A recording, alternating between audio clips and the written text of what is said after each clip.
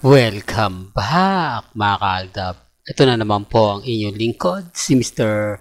Destiny at magbibigay po tayo ng pinakamainit na update po ngayon sa social media. Well, trending na naman po si Maine Polkerson. Sabi ko nga po sa inyo dito po sa channel ni Mr. Destiny kung ano na naman po ang update na gusto nyo, 101% tayo.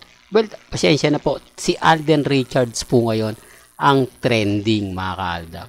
Nagkamali po ako. Kanina nga po si Maine Polkerson, ngayon naman po si Alden Richards. Sabi ko nga po sa inyo dito po sa channel ni Mr. Destiny, lahat ng mga gusto nyo pong mapanood, mapakinggan, relax lang po kayo, maging kampante lang. Di po ba? Napakarami po kasi mga tao ang nagre-react, nagko-komento na keso ganito, keso ganon. Ang ipaparinig ko po sa inyo mga dito po sa video na kwento ni Father Jeff kay Alden Richards, talagang matindi.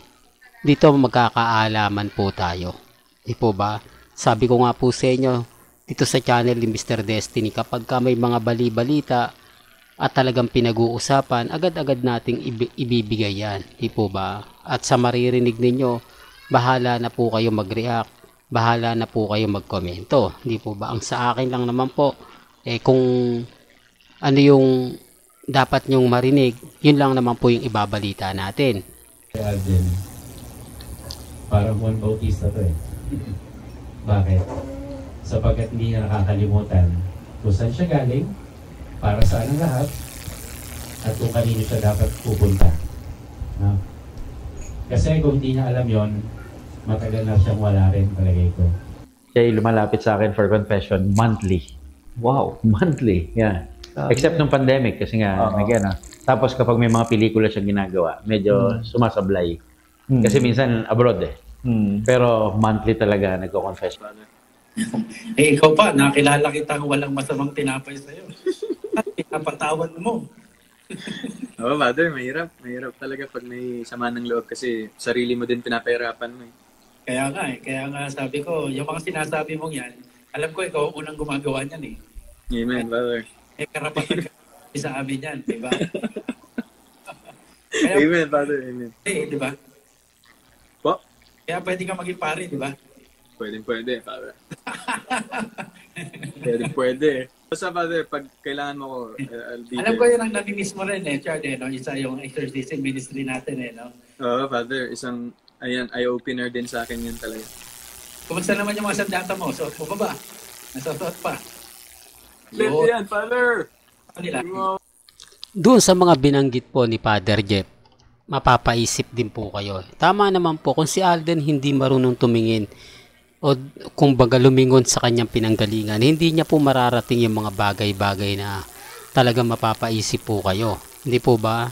At ito nga po yung ebidensya at resibo na buwan-buwan nga po nagko-confess si Alden Richards kay Father Jeff.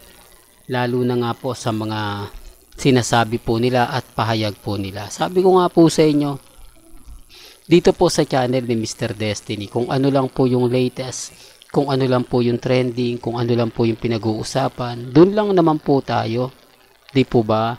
Napakaraming ganap, napakaraming update na mararamdaman nyo. Di po ba? At sino-sino nga po ba ang mga taong pinatawad ni Alden Richards? Sino-sino nga po ba ang taong gumawa sa kanya ng hindi maganda at agad niya namang pong pinapatawad? Di po ba? Well, sinasabi ko lang po para magkaroon po kayo ng idea. Kasi sabi ko nga po sa inyo, dito po naman po si Mengay pagdating sa pagbibigay ng update, hindi naman po tayo nagpapa-apekto. Di po ba? Pag mga bagay-bagay po na sino-sino nga po kaya sa loob kaya ng GMA o sa Eat Bulaga. Alam naman po natin na si Father Jeff, lagi po yan sa Eat Bulaga. Hindi po ba? Hindi naman lingid sa inyong kaalaman yan. Isa po ito sa kagandahan nyo po kung bakit marami kong ina-update, hindi tayo nauubusan. Lalong-lalo na nga po kapag pinag-uusapan ang real life couple. Hindi po ba? Kaya relax lang po kayo. Kampante lang. Kita nyo naman po pagdating sa pagbibigay ng update, si Mengay, si Alden, numero 1 yan. Ito po yung pinaka-latest post ni Mengay sa kanyang Instagram. Ang smart promo load. Nakakatuwa naman po dahil biruin mo 1 minute, di po ba? Tapos kay Alden Richards 21 seconds. Sino nga po ba ang mas nauna? Sino nga po ba talaga ang magsasabing hindi sila magkasama o wala silang ganap sa isa't isa? Di po ba? Siyempre tapos na Itbulag eh. O, sino nga po ba nagsundo? O baka may mag-react na naman dyan. Baka may mag-komento na naman. Remind ko lang po, wala pong pilitan. Hindi po ako namimilit at never naman po kung kumbaga namumuwersa. Di po ba? Sabi ko nga po sa inyo kung ano yung pananaw po ninyo, kung ano po yung paniniwala ninyo, nire-respeto ko po yan at ginagalang. Sabi ko nga po sa inyo, may kanya-kanya tayong pananaw, may kanya-kanya po tayong opinyon. Di po ba? Lagi naman po tayo nagbibigay ng mga kaya hindi po sila makakaligtas sa akin. Hindi po sila makakagawa ng mga edited picture dahil pag nag-post nga po talaga si Alden Richards, gumaganti nga po si Maine Polkerson. Pag nag-post naman si Mengay, maya-maya lang si Alden Richards naman po. Kaya nga po marami nagtatanong, talagang sinasadya nitong dalawa. Talagang marami ang naniniwala na magkasama nga po talaga sina Alden Richards at si Maine Mendoza. Di po ba? Ang nakakatuwa nga lang po nito, puro endorsement lang po. Doon pa lang masaya na tayo. Hindi na natin kailangan pang magsalita ng mga sa endorsement lang panalo na po tayo eh. Wala silang update na ganito ganyan, lalo na po kay Mengay, di po ba? Kasi ang ine-expect nila lagi niya dapat kasama, di po ba? Hindi ko nababanggitin, matik na yun eh, pero wala eh. Kahit nga po sa pagsundo, di po ba? Hindi nga po nagpapakita. Doon pa lang may mali na eh. Saan ka naman kasi makakita, di po ba? Kapag sinasabi ko yan mga kaaldab, ang daming nagre-react, ang daming guilty. Patunay lang po yan kung gaano sila apektado sa mga sinasabi ko. Kung gaano sila naiinis sa mga sinasabi ko. Isa daw po ako sa nagpapaasa. Wala po tayong pinapaasa dito.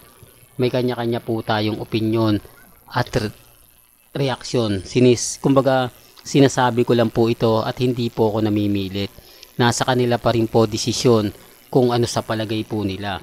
Hindi po ba? Yun naman po ang sinalagi kong pinapaliwanag. Depende na lang po sa kanila kung ano po yung magiging senaryo. Di po ba? Kung gusto nilang ganito, ganyan, okay lang naman po. Hindi naman po ako yung tipo na namimilit. Basta sa akin, mapapaisip po kayo sa mga nangyayari at nagaganap. Sabi ko nga po, imposibleng lagi na lang itong nagkakataon. Imposible naman po na nag-post si Alden tapos nag-post si Mengay. Lagi na lang ginagawa. Nagkakataon lang o may mga bagay-bagay naman po. Gabi na rin nagpo-post si Alden. Di po ba? Sinasabi ko lang po yung totoo. Sinasabi ko lang po yung mga nangyayari sa loob po ng social media. Real talk mga kaaldab. Well, hanggang dito na lang po ang ating latest updates. Kaya kung gusto nyo pa po ng pinaka-latest at sariwang update, abay tumutok lang po kayo dito po sa channel ni Mr. Destiny para updated po kayo sa mga latest at sa mga bagong video po na ilalabas po natin maya-maya lang. Kaya kung bago ka lang sa channel na to at isa kang true-blooded Aldab Nation na nagmamahal kina Alden at kay Maine, tama po ang channel na pinuntahan mo, kaya consider na po kitang bagong subscriber. At huwag mong kalimutang i-share ang mga video po natin sa mga mami, sa mga titas at sa mga senyor. Hanggang sa muli, salamat po sa panonood at pakikinig.